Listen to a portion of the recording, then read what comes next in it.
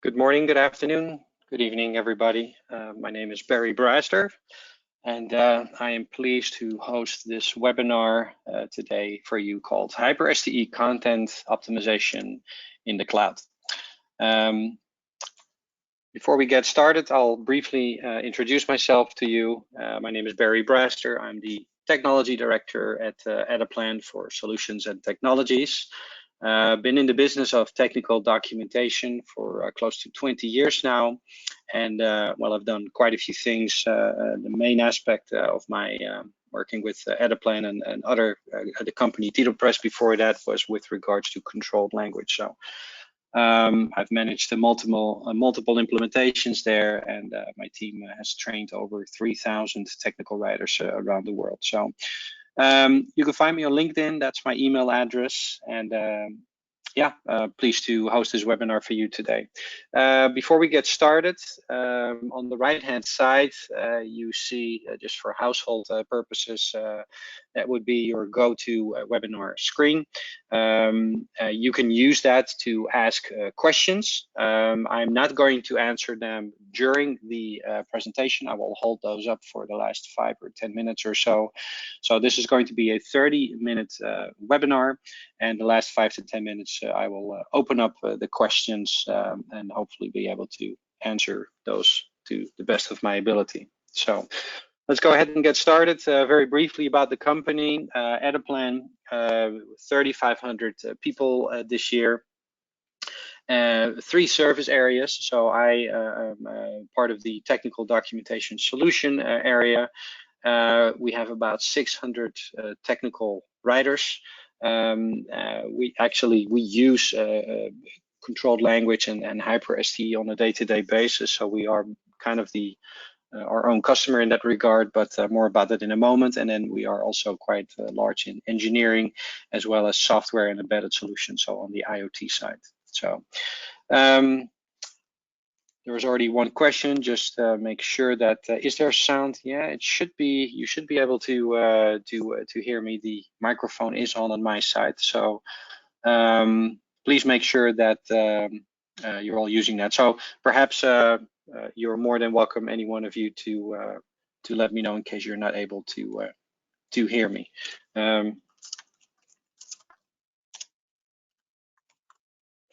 So there you go. So hopefully that's working.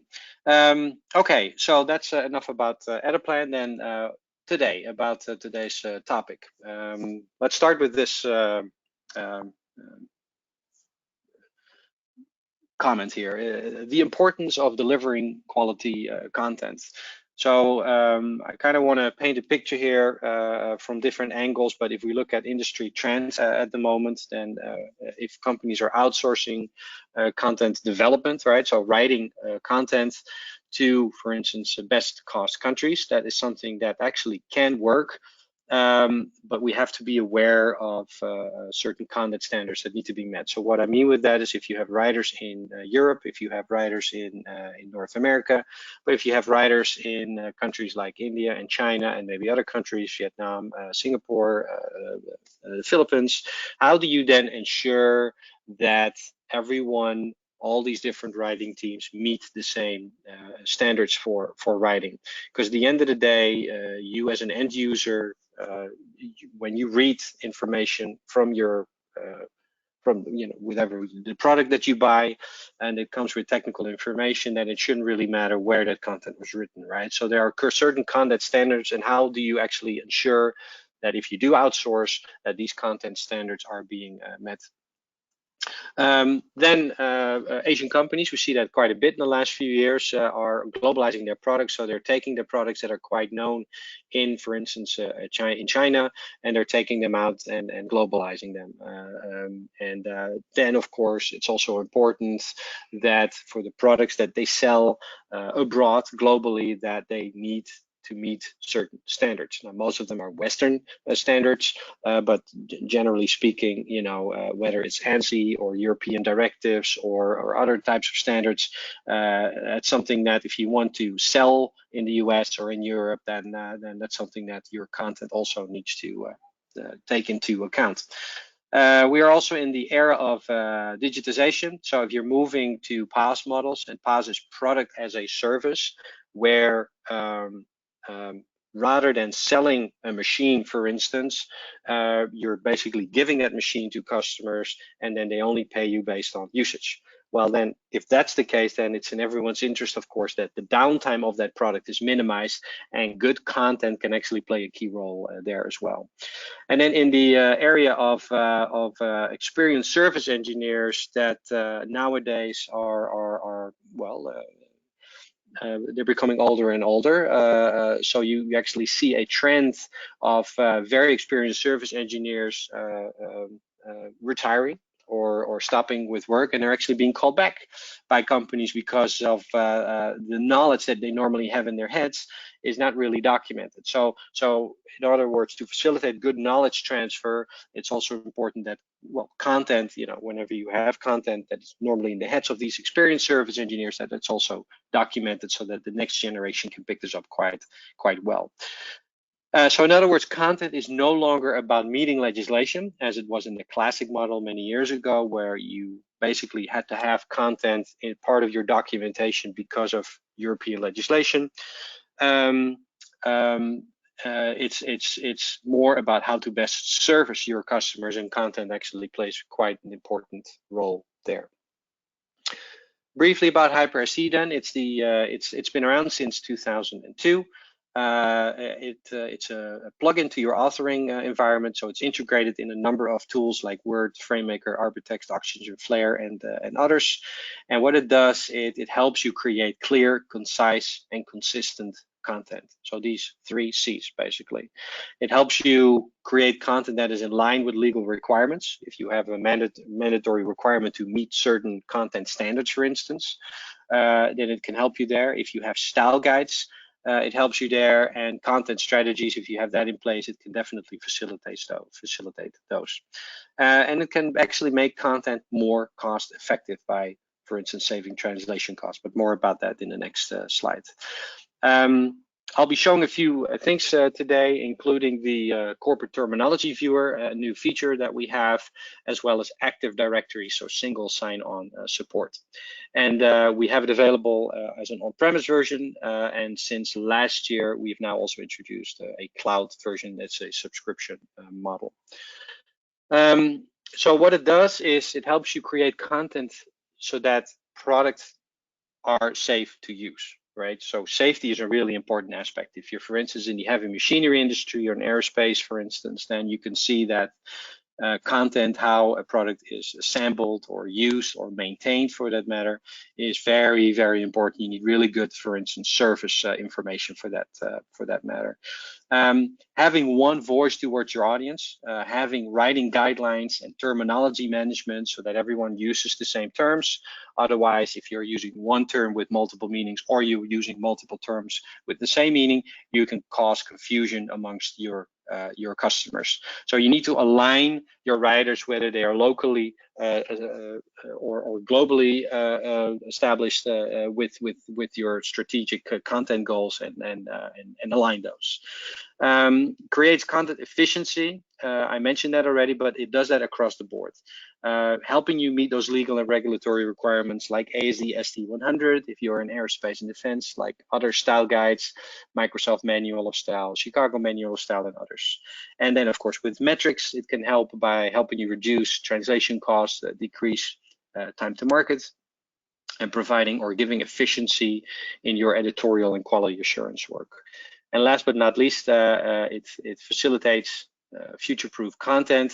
It helps with digitization, specifically in this day and age, right? And then where everyone is working from home, it can help really help out there by providing the tools and the means to continue to do your work from other offices, whether it's home or somewhere else.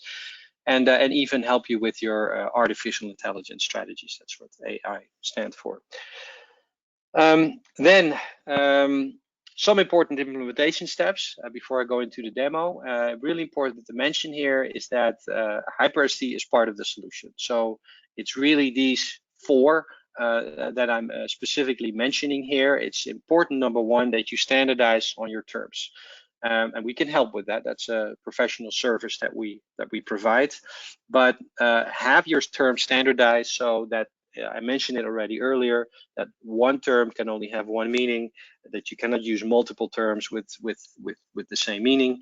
There's of course some flexibility that you can apply here depending on if you have a different product or different divisions that work with their own terminology, as long as you get control of that. And if you have a style guide, that's also good to have, but you need to then align HyperSTE to that style guide. We can help there as well. Training is really important. Train your content developers, and I say content developers because it's usually not just technical writers that are involved in the content development process, but also engineers and SMEs, so subject matter experts, and they all need to be trained on why and how to write in a simplified way.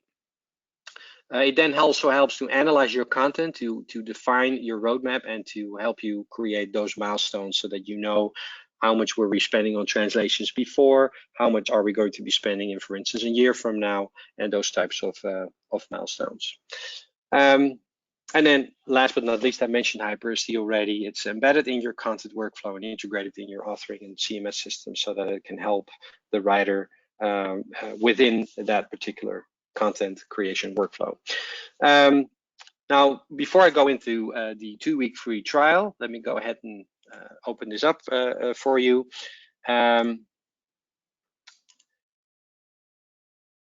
So assuming you all have still a good vision of my screen here, this is the plugin for Word. So when you are writing in Microsoft Word, and I start with Word for a specific reason, but more about that in a moment, and you can actually check your content with HyperSTE. I'm currently using the cloud version. So it's checking content. It translates then the writing rules into different colors. Different colors stand for different error messages. And once you start clicking on these colors, they're being recognized by HyperSTE, and it's telling us that the word blue is actually not approved. It needs to be any of these other 3 approved synonyms.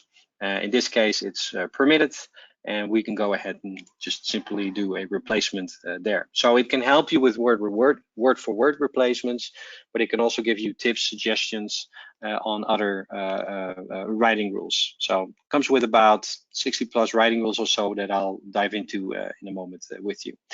What's also nice to know is that there's a sentence database. That is this window down here. So there's 2 windows, one on the right-hand side here that gives you information based on words, and then one that's giving you information based on sentences. The idea with the sentence memory is we kind of took the same approach as a translation memory. Software is where you want your writers to reuse each other's approved sentences. As you can see here from these examples, put the engines that are not necessarily off position or turning off, the engines may not be required. They're all trying to say the same thing here, but this appears on page 1, and this one appears on page 3, and this one appears on page 5 of a completely different manual. The idea behind this is that people start reusing each other's approved sentences. And it does that by looking into a sentence database. It's looking for similar sentences, which is what we see here, and is looking for sentences that have a high score, compliance rating, which is what CR stands for. You can double click those and then simply do a sentence for sentence replacement. And you can see, if you have to translate your content, what this can do for you in the long run. It can help you save quite a bit of translation cost here. So now once you do it clear, it's then going to ask you if you want to update the sentence database. I won't do that for now, and then you can move on. So you can do interactive checking like this. You can also create reports. So if I do that, for instance, for this particular file, but you can also, oh, I actually pressed the wrong button here. We're going to get the interactive feedback again. I just want to get some report on this file. It creates a timestamp so you can see how documents and writers are doing over time. Report has been successfully created, and you can see right here. So we have you, if you do, you can create reports on multiple files, on thousands of pages for that matter. You get your scoring here, your compliance rating, a little bit over or close to 55%.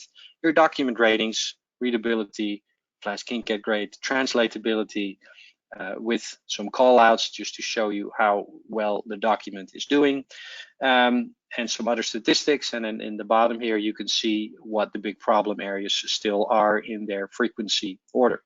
If you want to learn more about these results, then you can click on detailed results.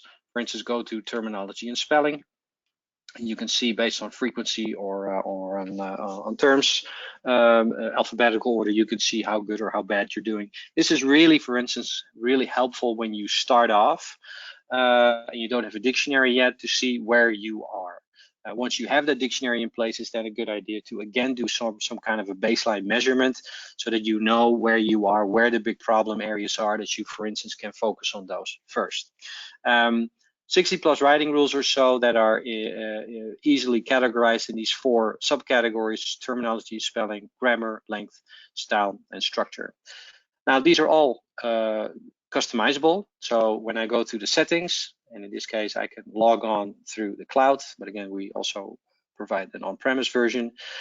We now have Active Directory support through Microsoft, so single sign-on. So if you have an Active Directory Microsoft account within your organization that allows you to sign in once, then use all different sorts of Office applications, SharePoint, etc., then HyperSTE can be part of that, so that you can have all of your users use the single sign-on, and they don't have to separately log into HyperSTE with their own username and password. But you don't need that, of course, if you don't have that. So in my case, I'll just will not use it for now. It opens up HyperSTE portal, and you can see that you have 4 different kinds of users that you can have. You could be a terminology viewer, and we open up the terminology viewer to an entire organization. So for a small price, we actually allow, let's say that you only have a team of 20 writers, but 200 people in total in your organization. You can give all of those people access to the terminology database through the terminology viewer aspect, and they will not be writing, but they can at least ask up the terms and see how that can help them in their own way of writing, if you will. Then as a technical writer, of course, you have the ability to use the plugin in Word or Frame or Arbitext. As a terminology manager, you have the rights to then update and maintain the terminology as well as the sentences. And as a company admin, you can also maintain your user rights. So for instance, if I go to administration here, go to an account, and I click on the AAA company as an example, then we have an enterprise, a professional, and a basic plan for you. Basic, we only offer for Microsoft Word. More about it in a moment. Professional is really for companies that have more than 1 user in place and that want to use support outside of Word, so for FrameMaker and Madcap Flare and all of those other wonderful tools. And in here, you can also manage your users. So very easy. Within here, you're also able to manage your dictionary, so you can maintain and update multiple dictionaries that you can have writers use. You can also create different profiles for that matter, and more about profiles now. So the idea is that when you create a profile, you go into the writing rules. You, for instance, if you need to align it with your style guide, then you would be able to program it that way. And once you have aligned it with your style guide, then you can call this the AAA profile, for instance. We apply conditional checking as well. What that means is if you're working in Microsoft Word and you use styles and fonts, then you can tell HyperSTE whenever it sees certain styles and fonts, for instance, then you, like for instance, the tag or the font Courier New or the style heading 1, you can tell HyperSTE to check for certain rules, profiles that you have created. So it does conditional checking. And if you're working in an XML environment, it's the same there, but then you would be able to, oops, let me just go over here. You would be able to load the, let's say that you are working in S1000D or DITA, you would be able to load that DTD or XSD file and then assign what rules you would like it to check for once it comes across that particular tag. So all of those things are possible. Within the editing environment, you have the ability to simply copy and paste text and check it within the cloud itself. The terminology is there to give you the terminology database that is for your organization specific. You can have more than one dictionary, as you can see, but you can only work with 3 dictionaries at the same time. If you click, for instance, on My Settings, as a writer, you can select your primary dictionary. You cannot select, that's by default. It's about 3,000 words in it, comes out of the box. But as secondary dictionary, you can select a particular word list as well as a third one. The idea is that the project dictionary will override the secondary dictionary, which will override the primary dictionary. So you can always create that type of flexibility. Within the settings, you can also select which profile you would want to use, as well as which conditional checking profile you would want to use there as well. And then you have an overview of within your profile which rules are being checked for, as you can see. So that's all within your own specific settings once you log in. Under the support page, you have all your support files that kind of speaks for itself. Installation files are there as well. Briefly showing this to you in FrameMaker so that this is a structured environment and works the exact same way. So if I check this page, for instance, then just within seconds we have the feedback here. It normally goes a little quicker, but that's something that can happen, of course. And acceptable here needs to be permitted. It's the same thing. Use HyperSTE based on different rule sets, based on different colors. Get very easy feedback on what to approve and how to do so and why to do so. Because within these rule sets, we also tell you why certain rules are not being met and what it is that you need to pay attention to.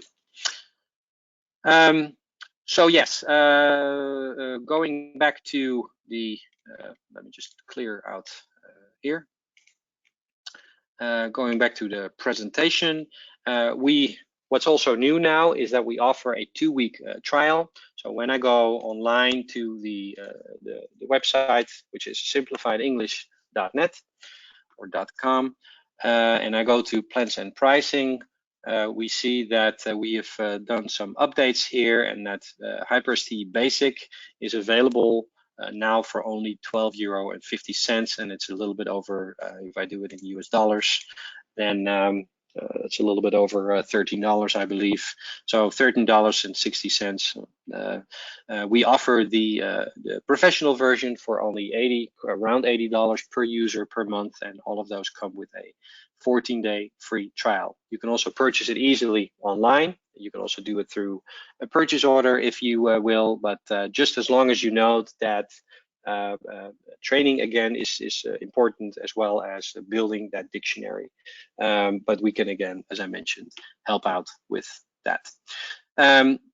So that's what I wanted to share with you for the moment.